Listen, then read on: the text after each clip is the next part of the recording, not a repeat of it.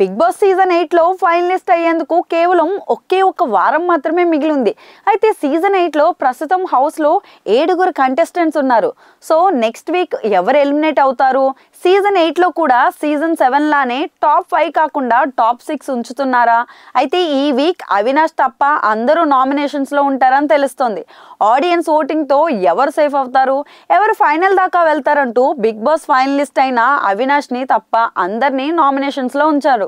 అవినాష్ తో పాటు title race లో ఉన్న నిఖిల్, గౌతమ్లు కూడా దాదాపు సేఫ్ అయినట్లే. ఆ తర్వాత నబీల్, ప్రేరణ ఉన్నారు.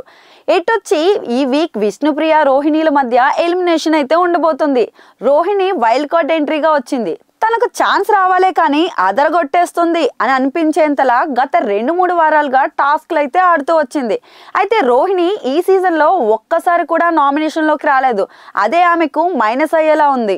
ఇక విష్ణుప్రియ మొన్నటిదాకా పృథ్వీ మీద ఫోకస్ చేసింది. టాస్కుల్లో కూడా పెద్దగా ఆడింది అయితే ఏమీ లేదు.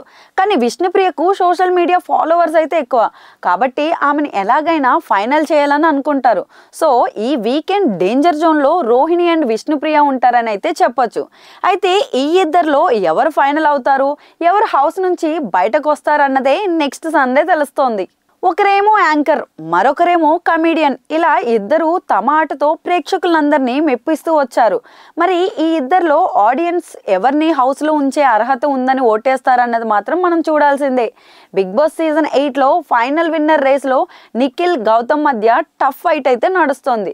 అయితే ఇద్దరిలో ఎవరు విజేత అన్నది తెలియాలంటే సీజన్ ఫైనల్ ఎపిసోడ్ దాకా వెయిట్ చేయాల్సిందే. ఇద్దరు కూడా తమ ఆటతో బిగ్ బాస్ ఆడియన్స్కు బాగా దగ్గరయ్యారు. అయితే ఇందులో నిఖిల్ మొదటి నుంచి హౌస్ లో ఉండగా గౌతమ్ మాత్రం వైల్డ్ కార్డ్ ఎంట్రీగా ఇచ్చాడు.